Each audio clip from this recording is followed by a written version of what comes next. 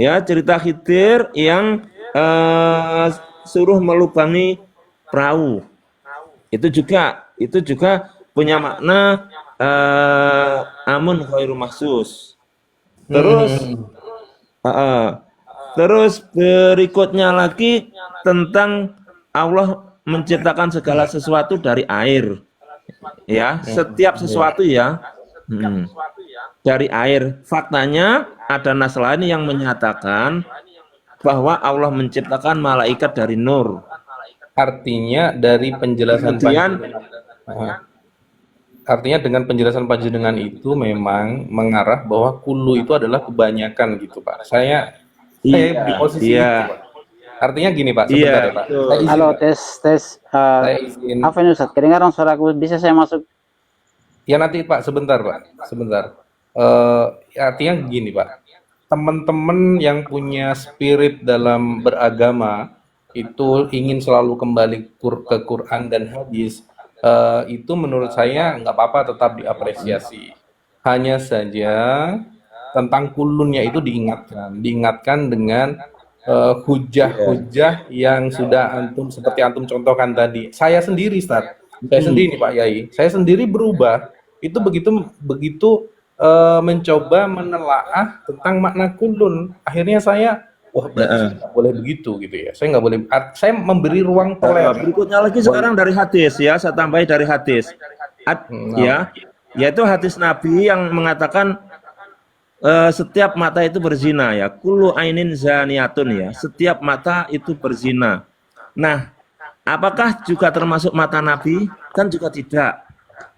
Karena ah, apa? Karena ada dalil lain yang menyatakan bahwa Nabi itu maksum. nah, Itu nah, pun juga amun maksusun. Yakni kata kulun yang mempunyai arti setiap tetapi dikecualikan.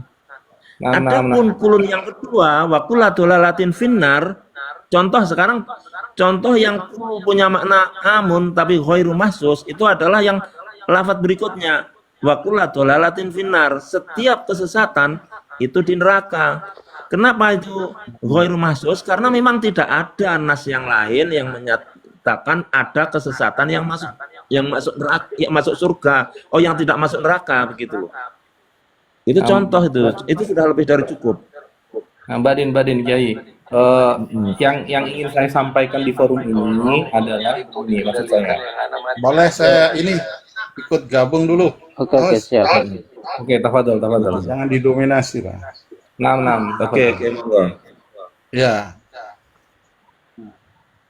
ya maaf ya, Afwan.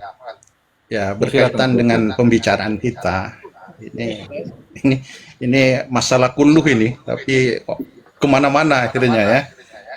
Ya memang Contohnya memang di juga situ banyak. vitalnya, Pak. Memang Artinya kalau vitalnya saya lihat dari sebentar jangan diputus dulu. Sebentar dulu, Bang Sabili. Ya, kalau lihat dari pembicaraan tadi, karena memang mengarah untuk memberikan contoh kepada aspek-aspek lain, tentunya nggak masalah. Cuman intinya kalau saya lihat di sini dari pembicaraan kita ini, bahwa kata-kata kulluh ini sepakat bahwa itu adalah umum, kecuali nanti ada nas yang mengkhususkan. Mengkhususkan. Iya. Nah, kemudian dari kata-kata yang kembali lagi ke bid'ah ya, kullu bid'atin dolalah, kamera itu kamera hostnya itu mungkin kesalahan. menunjukkan umum, tapi karena ada yang mengkhususkan seperti man sanah sunnatan hasanatan itu ila akhirih, sehingga di apa namanya Itu uh, taksisnya. dijadikan khusus Maksudnya. sehingga boleh adanya bid'ah hasanah. Mm-mm. Ini kalau yang saya tangkap seperti itu. Iya. Namun mestinya kita juga berpikir lagi. Ketika ibadah itu yang dari awal tadi sama Kiai Abata tadi kayaknya ya, ibadah itu yang berhak untuk menciptakan ibadah itu hanya Allah. Hak mutlak, prerogatif Allah terhadap masalah ibadah ini. Jadi tidak boleh, karena agama Islam ini kan agama wahyu, jadi tidak boleh makhluk membuat syariat-syariat yang tidak ada tuntunannya dari Allah. Tentunya kita berpikirnya kan ke sana. Betul. Sehingga Sepakat. kalau Itu kita sepakat mau itu. membuat bid'ah, umpamanya mau membuat bid'ah, nah itu tentunya ya Apa tidak menyalahi, akan menandingi syariat-syariat Allah yang telah ditetapkan. Sedangkan kita mengamalkan syariat yang telah ditetapkan aja, kadang-kadang kita nggak mampu. Sehingga kenapa kita mesti membuat bid'ah umpamanya seperti itu? Ini secara akal gitu loh. Jadi begini, Mungkin ada Pak. yang Oke. mau menanggapi, silakan. Oke. Jadi begini, Pak Rosim. Ada ibadah yang bernaung di bawah dalil khusus dan ada juga ibadah yang bernaung di bawah dalil umum. Contoh ibadah yang bernaung di bawah dalil umum misalkan contoh ibadah yang bernaung di ibadah yang berasal dari dalil khusus misalkan sholawat Ibrahimiyah. Ya, sholawat yang maksur. Nah, itu ibadah kan? Nah, contoh Ya. contoh yang berangkat dari dalil umum itu adalah sholawat yang ghairu maksur. Bukankah itu juga ibadah juga kan? Misalkan sholawat ghairu maksur yang disusun oleh ulama salaf. Antum bisa cek itu di akunnya Ustadz Adir Ubaidillah itu ditunjukkan kitabnya juga sholat ghairu maksur yang disusun oleh ulama salaf. Atau antum bisa cek sendiri misalkan sholawat yang redaksionalnya disusun oleh ulama salaf itu di muqaddimahnya akidah Tohawiyah ya Imam At-Tohawi. Beliau menyusun redaksional sendiri sholawat. Nah, apakah ini dikatakan tidak menggunakan dalil? Tentu tidak bisa. Ya, kenapa? Karena ini menggunakan dalil umum. Innallaha malaikatahu yusholluna 'alan nabi ya ayyuhallazina amanu shallu 'alaihi wa sallimu taslima, kan begitu. Nah, jadi sebenarnya Cuman begini. Ya, Pak Julian sebentar dulu ya. nggih, monggo. Kalau kita tadi membicarakan tentang sholawat, tentunya sholawat itu ada versi-versi sekarang ini sudah banyak, bukan hanya itu, banyak sekarang. Ada tibil kulub, ada macam-macam lah. Cuman yang diajarkan Nabi itu kan sholawat Ibrahim ya. Nah, orang yang tidak mencukupkan dengan ini, tentunya pakai sholawat-sholawat yang lain. Sehingga apa yang diajarkan Nabi ini akan tertinggal nanti. Ini yang katanya ulama itu kalau ada suatu bid'ah akan mematikan sunnah. Nah, itu yang jadi permasalahannya di situ nanti. Sehingga sunnah-sunnah yang diajarkan Rasulullah, yang mestinya itu dibaca, malah nggak dibaca. Iya. Itu kesimpulan Pak Rosim. Ya, itu kesimpulan Pak Rosim. Paling baik, contoh yang teladan yang paling baik itu kan dari Ini loh Rasulullah. Pak Rosim. Kita ini kaitannya dengan menghalalkan dan mengharamkan sesuatu. Ya. Ketika itu perkara itu halal kemudian diharamkan, di bid'ah dolalah kan berarti diharamkan, maka itu berdosa juga. Kenapa? Allah mengatakan wala taqulan li syai'in ya. Dan janganlah kamu mengatakan kepada sesuatu ini halal dan ini haram, gitu kan? Ada ayat yang menyatakan itu hak Allah. Lah iya, artinya apa? Kita nggak boleh sampai menyatakan sholawat yang redaksionalnya disusun oleh misalkan oleh Imam At-Tohawi ataupun ulama salaf yang lain ataupun ulama kholaf, kita haramkan. Kalau itu ya memenuhi kaidah-kaidahnya. Dan faktanya juga tidak sedikit itu para ulama ketika menyusun bait syair, nadoman ya, misalkan Alfiyah Ibnu Taimiyah, Alfiyah Ibnu Malik, atau misalkan Aqidatul Awam atau Tarbiyatus Sibyan ya. Dalam bait syairnya selalu diawali dengan sholawat dan itu ibadah gitu loh. Pak Yai. Kalau ini kemudian dibid'ahkan ya, berarti Ya, kalau kita ada ini begini, apa kena namanya? ancaman. Ya, kita kena ancaman ayat tadi loh Pak Rosim. Sebentar Pak Yai, izin Iya, paham. Nah, kalau anak kapasitasnya bukan di situ. Cuman kalau disuruh memilih dari selawat-selawat yang ada, saya lebih memilih kepada sholawat yang diajarkan Nabi. Kalau untuk yang lain-lain silahkan pertanggungjawabkan besok di depan Allah. Itu menurut saya. Cuman saya yang paling baik itu pegang sholawat yang dari Rasulullah. Itu sudah, wong mengamalkan yang dari Rasulullah yang sahih, yang sudah jelas, itu aja saya sudah tidak mampu. Apalagi kok masih mau mengamalkan yang bid'ah-bid'ah gitu loh. Yang sahih, hadisnya ada, perintahnya ada, itu aja sudah kelabakan kita mau mengamalkan itu. Kita mau mengerjakan bid'ah gitu loh. Ya nggak sempat dah. Justru itu akan menjadi dipertanyakan ke manhaj salafan kita gitu loh. Kenapa? Manhaj salaf dalam memahami tentang sholawat pun ternyata tidak ternyata boleh ya, di antara salaf ada yang menyusun sholawat dengan redaksionalnya sendiri. Begitu loh. Oh ya silakan, tidak apa-apa. Urusannya Justru dia nanti itu. dengan Allah kan begitu. Kemudian Tidak bisa, kita tidak bisa bisa lihat seperti itu, Pak Rosim. Ya cuman Harus kalau memang saya tidak diingatkan. lebih baik mengamalkan apa yang di Sebenarnya yang Pak Rosim sampaikan itu bagus, artinya beliau itu punya semangat untuk mengikuti apa saja yang dilakukan oleh Rasulullah dan dikatakan Rasulullah. Itu bagus, Pak, benar bagus. Saya yakin sebenarnya semuanya mengapresiasi. Hanya saja di lapangan itu, di tengah-tengah masyarakat itu, banyak kasus orang itu gampang jatuh vonis bid'ah. Kan tema kita ini kan bid'ah. Nah, itu yang Iya, menjadi problematika. Kalau orang itu punya semangat mengikuti itu adalah perkataan, perbuatan Rasulullah, itu bagus, Pak. Kita semua mengapresiasi. Hanya saja ketika misal ada kasus seperti yasinan, tahlilan, kemudian dibid'ahkan, itu kan perlu dialog intelektual juga artinya. Nah, kita di sini bicara referensi, kita bicara sudut pandang, data yang kita miliki. Kalau bicara sholawat, Pak, yang Rasulullah ajarkan itu yang disyariatkan itu bukan hanya sholawat Ibrahim loh, Pak.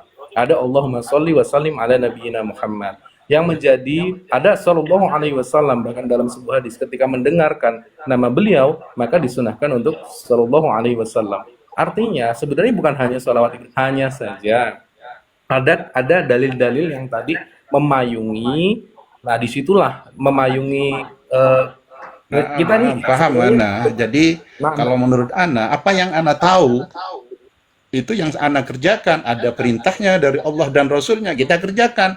Kalau belum tahu Ana ya belum gitu loh. Kalau memang sudah ada dalilnya, ada yang menunjukkan oh ini dalilnya ini, ya kita laksanakan itu. Kewajiban seorang muslim itu kan sami'na wa ata'na, itu aja sebetulnya. Kita tidak wa asaina, enggak, tapi sami'na wa ata'na. Apa kalau datangnya dari Allah dan Rasulnya, kita harus menerima. Tidak boleh kita masih begini begitu dengan alasan yang macam-macam gitu. Jadi begini Pak Rosim.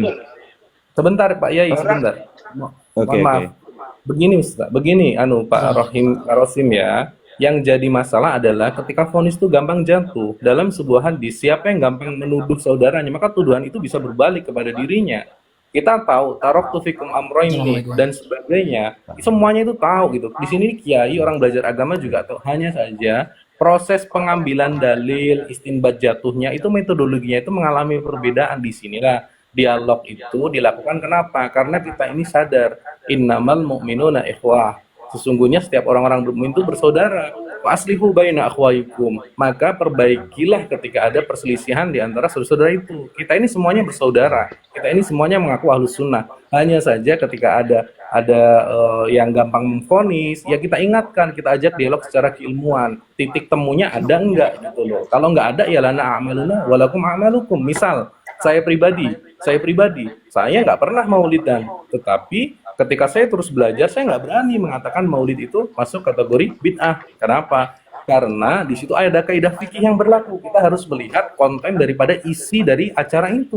Benar Rasulullah tidak pernah melakukan maulid, tapi apakah kita berani memvonis orang-orang yang mencintai Nabi SAW, kemudian suka bersolawat kepada beliau, untuk mengatakan mereka itu bid'ah, kemudian dampak dari mengatakan bid'ah itu nggak sederhana, seperti menuju hidungnya bahwa kamu adalah penduduk neraka. Karena lanjutan dari bid'ah itu ke situ. Saya ingin menyampaikan tentang sikap kita yang gampang memvonis, itu saja. Monggo. Begini Assalamualaikum. Pak, begini saya naik dulu ya. Oke, Begini, kita harus paham juga terkait Silakan, dengan silakan. bagaimana itu menghukum atau menyampaikan hukum, itu juga harus bisa dibedakan dua hal. Karena menghukum dan menyampaikan hukum itu suatu hal yang berbeda. Sebagaimana disampaikan tadi bahwasanya ketika seseorang itu memang ketika mengatakan memvonis seseorang, maka kalimat tersebut akan diangkat oleh Allah, akan diturunkan kepada salah satu dari yang keduanya. Jika sekiranya benar, maka kalimat itu tidak mengapa, tetapi kalau memang tidak benar, akan kembali kepada siapa yang mengucapkannya. Nah, sebenarnya yang terkait dengan masalah bid'ah ini, saya kira sudah hanya kembali kepada kalimat kullu di situ. Itu yang menjadi permasalahannya. Tapi kalau kita melihat dari dasar-dasar yang memang apa yang disampaikan oleh Rasulullah, saya kira semuanya bid'ah itu tidak ada yang diberikan kelonggaran oleh Rasulullah, semuanya tercela. Adapun yang memang orang yang mengatakan membawa kaulnya Umar ibn Khattab bahwa terkait dengan salat tarawih itu sebenarnya beda dari secara bahasa yang harus kita melihat, karena tidak bisa kita benturkan antara ucapannya Umar ibn Khattab dengan Rasulullah Shallallahu Alaihi Wasallam, karena semuanya hadis itu terkait dengan bid'ah, saya kira semuanya adalah celaan oleh Rasulullah Shallallahu Alaihi Wasallam.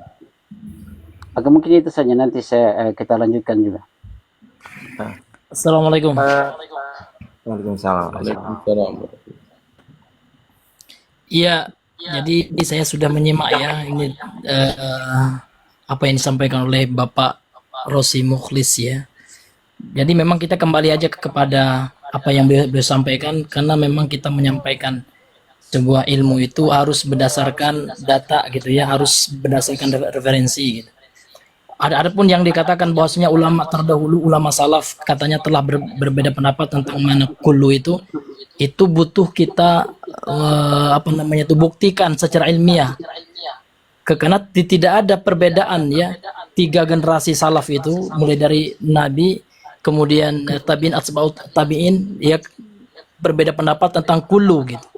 Adapun Imam An-Nawawi itu ijtihad beliau, dan beliau itu juga seseorang yang tidak maksum gitu. Kata Imam Malik, kullun yu'khadhu min qawlihi wa yuraddu illa sahib adal qabr, kan gitu. Setiap orang itu bisa diambil perkataannya, bisa ditolak juga, dan beliau itu secara massa, kata Imam Az-Zahabi itu dalam Syiar A'lam An-Nubala itu, yang dimaksud dengan salaf itu adalah sebagaimana sabda Nabi sallallahu alaihi wasallam, khairun nasi qarni tsumma alladziina yalunahum tsumma alladziina yalunahum gitu. Adalah abadnya Nabi dan para sahabat, tabi'in dan atba'ut tabi'in. Dan Imam An-Nawawi itu enggak. Nah ini, maka kalau di framing ya bahwasanya salaf berbeda pendapat tentang kullu itu adalah sesuatu hal yang tidak mesti dibuktikan secara ilmiah. Kalau seandainya tidak benar, tentu ini konsep yang salah gitu. Iya.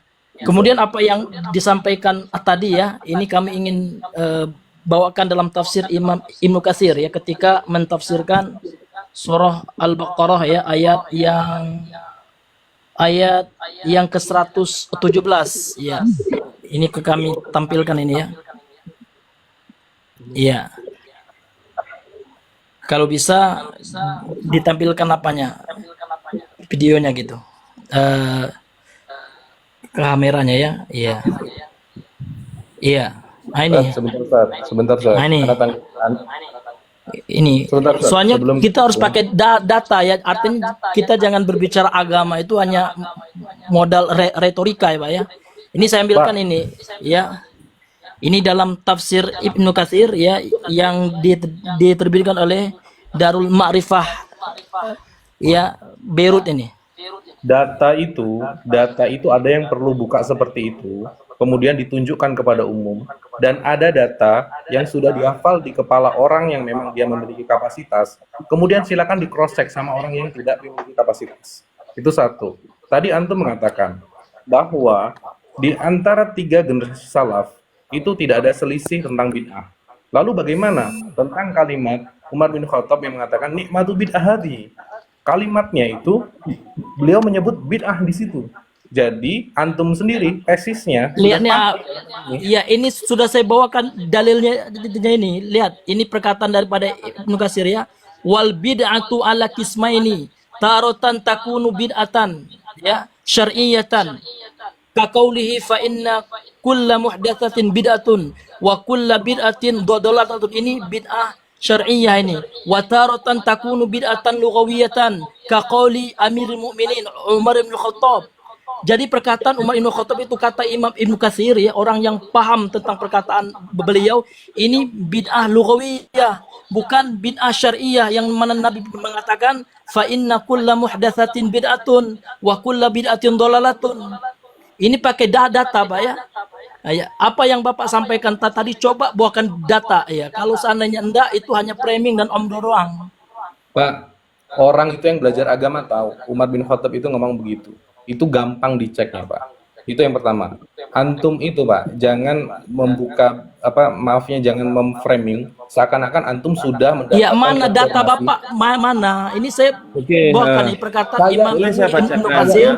ya Tidak ketika sedang mentafsirkan dibicarakan surah Al-Baqarah 116. Datanya mana? Jangan omdo. Saya nggak perlu retorika Bapak itu. Saya butuh data. Oke, Bang Cahya, ini saya bacakan ini ya. Saya berhasil saya buka ini ya.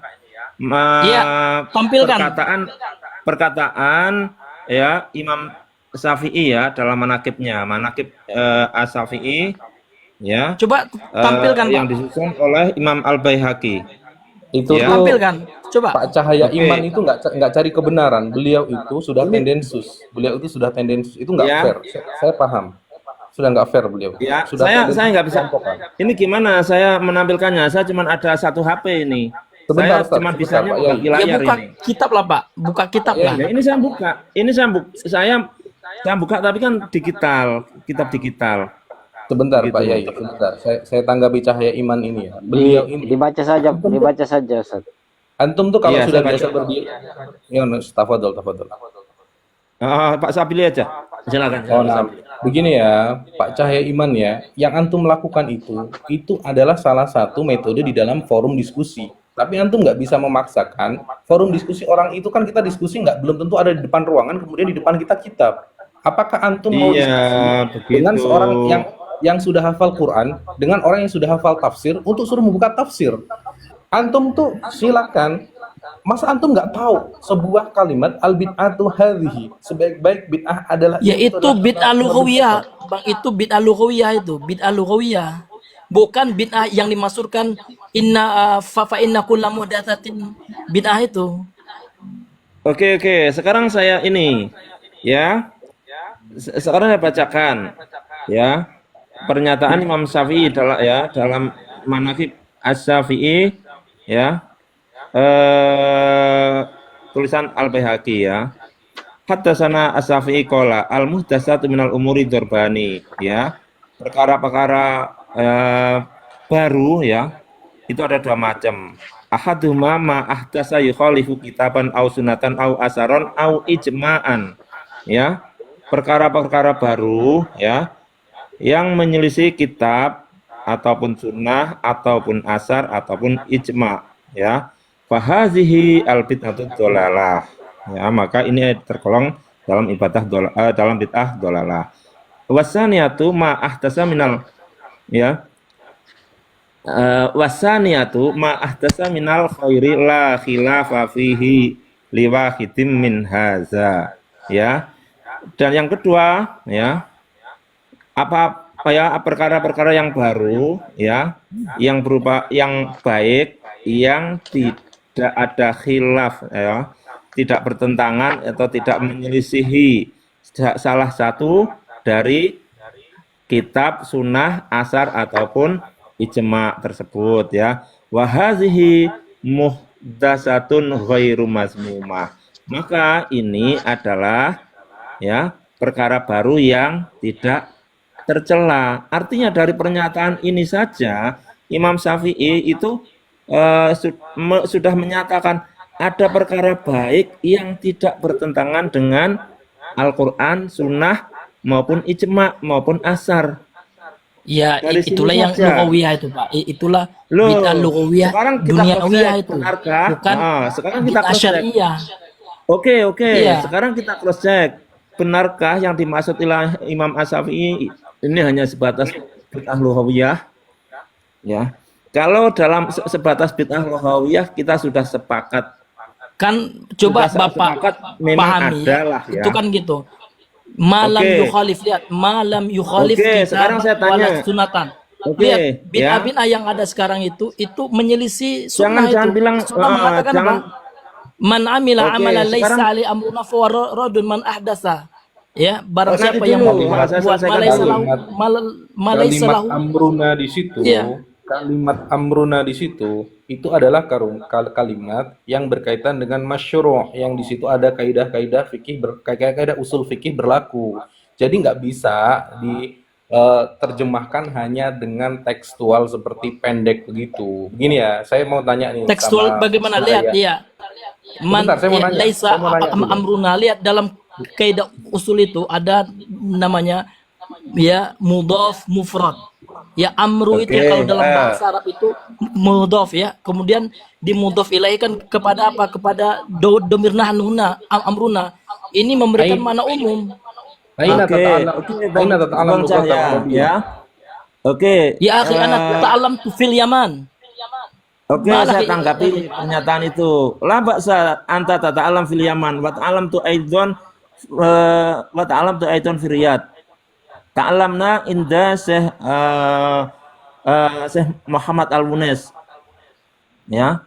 Anak ta'alam tu enda Nah, nggak perlu, Mufti kita Madhab nggak perlu lah ya, Syafi'i, nggak Saya perlu. Syekh kira nggak perlu itu. Saya Buki- kira Oke, nggak perlu saya untuk nggak perlu kita fokus anu saja. lah ya, kayak Kita gitu fokus mau pada perkara yang legitimasi dibahas. diri itu nggak perlu lah ya. Kalau masalah legitimasi saya juga pernah belajar ke Riyadh di Bisa sisi menyampaikan. Syekh Muhammad Al-Munes, stafnya Darul Ifta Syekh Soleh Fauzan Al-Fauzan. Nah, kalau saya ke Tarim bos ya, saya udah pernah ke oke. Darul Mustafa itu.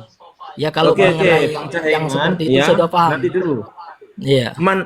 Begini, kalau seandainya hadis tadi bunyinya man ahdasa fi amrina haza fahuwa raddun, oke, saya terima setiap perkara baru itu dalam ibadah itu bid'ah, saya terima.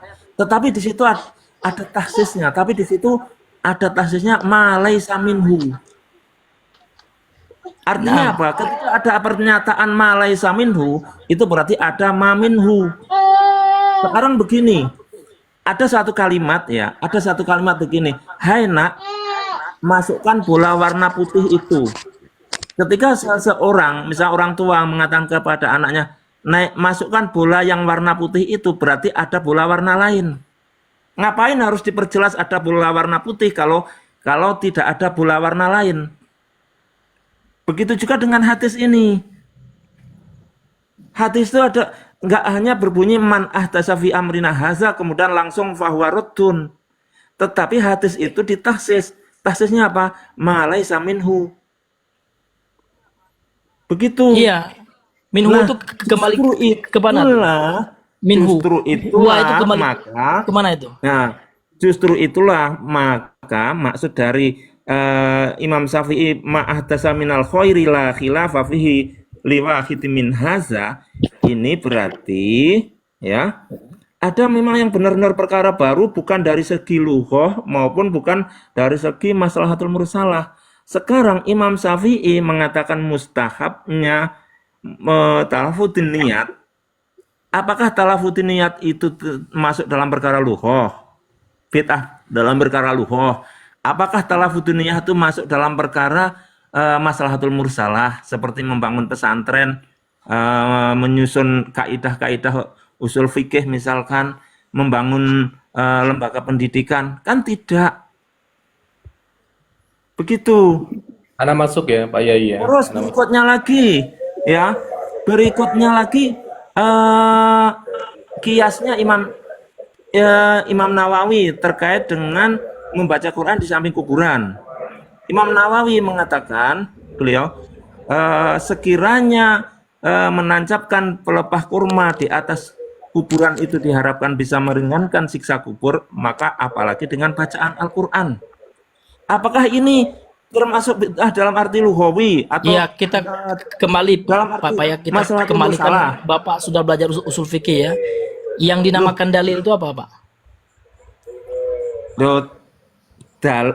Al-adillatu fi syar' itu apa? Kan Al-Qur'an ya, sunnah, ijma gitu.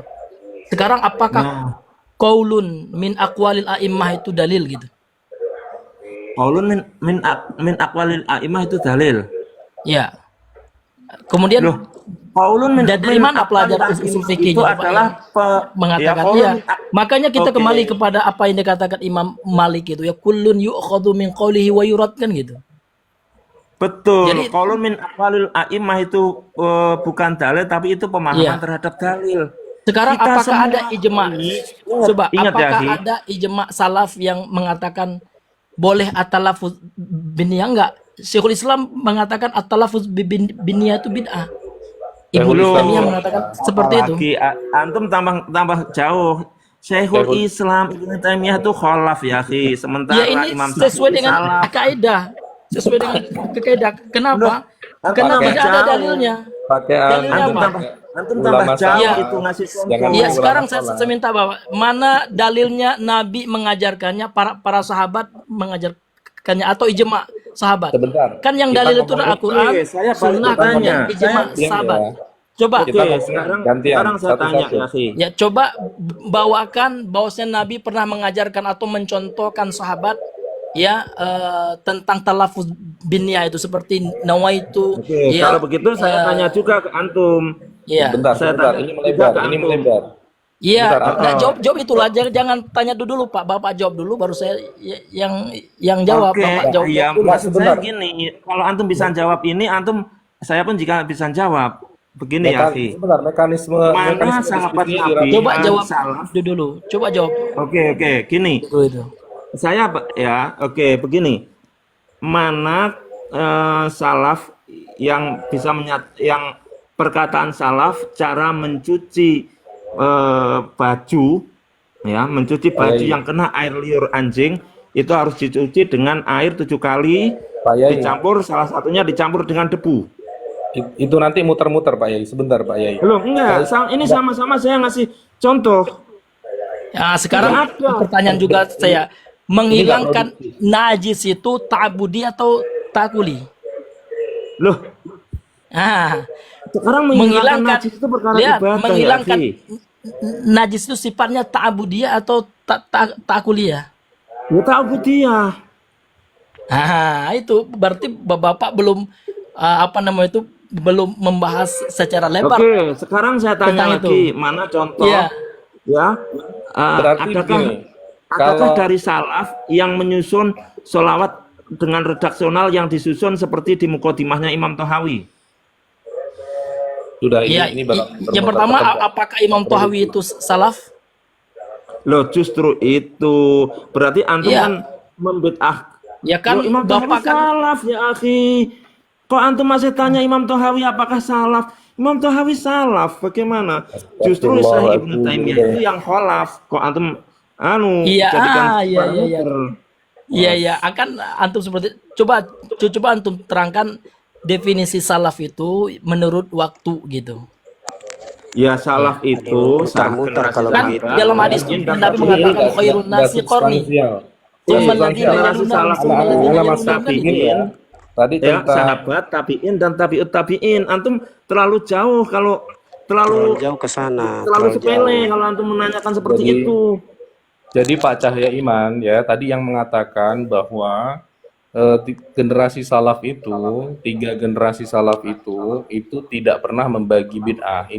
Kita ini sebenarnya sudah sama-sama tahu, seperti sahabat Nabi Umar bin Khattab mengumpulkan umat Islam untuk mendirikan sholat tarawih berjamaah gitu kan. Itu kan itu salah satu juga. Kemudian yang kedua, pembukuan Al-Qur'an yang dilakukan oleh salah sahabat Nabi senior Abu Bakar As-Siddiq. Itu beliau melakukan pembukuan itu kan Itu atas usul Umar bin Khattab. Ada Nah, kemudian dalilnya, Pak. nanti Lihat gantian. keterangannya. Gantian, Iya. gantian. Kita gantian ngomong ya, biar nggak kayak orang berantem di perempatan gitu ya. Nah, itu kan pembukuan itu kan atas usul Umar bin Khattab. Nah, kita udah sama-sama tahu ceritanya itu. Kemudian yang ketiga, Utsman bin Affan, ya, sahabat Nabi yang senior lagi nih. Utsman bin Affan itu membuat adzan Jumat itu sampai menjadi 2 kali. Itu kan masyhur. Nah, dari kisah 3 sahabat senior itu menunjukkan tesis antum tuh patah gitu loh. Jadi, Patah dirubah. semana. Nah, kalau itu Berarti Bapak kalau belum itu masih membaca hadis itu. diperkuat, Ya kan? kalau itu Lihat masih diperkuat dengan hadis dari hadis lain, sahabat Pak Sabili. ya, Irbad bin Ah. Sariyah. Coba lihat hadis sahabat Irbad bin Sariyah itu. Fa'alaikum bisunnati wa sunnatil khulafa'ir jadi rasyidin masih al-mahdiyyin min ba'di. Itu kalau makanya Umar itu disuruh oleh Nabi untuk mengikuti sunnahnya. Sunnah khulafa ar-rasyidin. Utsman juga. iya, saya paham itu Iya. Bang Cahya Iman. Makanya saya tidak berani memberikan contoh dari perbuatan Umar maupun Utsman karena apa? Akan terbantahkan oleh hadis tersebut. Alaikum bisunnati wa sunnatil khulafa'ir rasyidin al-mahdiyyin kan gitu. Iya dong. Ya, makanya saya ngasih contoh sholawat yang redaksionalnya disusun oleh Imam At-Tahawi. Kemudian juga ada yang disusun, ya. Terus talafudin niat nya Imam Syafi'i, ya. Terus berikutnya lagi di mazhab Syafi'i itu tentang bacaan Quran di samping kuburan, kias dari hadis tentang menancapkan pelempah kurma. Itu tanda bahwa ada bid'ah yang bukan maslahatul mursalah maupun bid'ah secara lughawi. Begitu loh ya, Fi. Kenapa? Pertama, dalam beristidlal, Ini itu nggak benar, dalam Pak. beristidlal itu tidak selalu menggunakan dalil khusus. Kenapa? Karena dalil itu ada dalil khusus, ada dalil umum. Pak Yai, saya izin ya. Inna Allah wa malaikatahu yusholluna 'alan nabi ya ayyuhallazina amanu shollu alaihi wa sallimu taslima. Itu dalil umum, perintah untuk bersolawat. Adapun dalil khusus itu pertanyaan sahabat, bagaimana aku mau bersolawat kepadamu ya Rasulullah? Kemudian Rasulullah mengajarkan solawatnya. Itu dalil khusus. Dalam Begini ya. beristidlal, para ulama tidak selalu hanya menggunakan dalil khusus. Ini yang menjadi masalah di ikhwan-ikhwan Salafi Wahabi. Apabila tidak ada dalil khusus, ya Iya, selalu Wahabi dikatakan itu dari mana itu Pak? Itu kan wes, kan tidak usah Nabi itu, mengatakan kami la sudah- yaskhar qaumun min qaumin. Ya, itu namanya ya soalnya Bapak kan bilang Wahabi kan, padahal mereka nggak mengatakan Wahabi gitu kan. Itu kan kalau Bapak kan Sufi betul, Asy'ari ya, Maturidi. Oh, Betul ya, mereka mengaku Lebar itu. Begini, Eh, begini Iya. saja Kiai. Saya Antum begini, Kiai, begini. Iya. begini Kiai, saya Kita bicara dulu. tidak Kiai. Kalau Asy'ari itu Jangan. pengakuan Begini, Iya, itu jangan pengakuannya gitu. meributkan. Saya Kita bicara ini dulu, Kiai. jangan meributkan perkara-perkara yang sudah masyhur, yang kita sama-sama paham. Ketika memang ada satu kawan kita di room ini berbicara tentang salah satu kelompok, udah sama kelompok, sudahlah, tidak usah diributkan. Nah, yang ingin saya tanya, yang ingin saya perjelas itu justru, yang ingin saya perjelas itu begini. Kalau bid'ah itu definisinya dipersempit hanya dalam kategori ibadah, kalau kita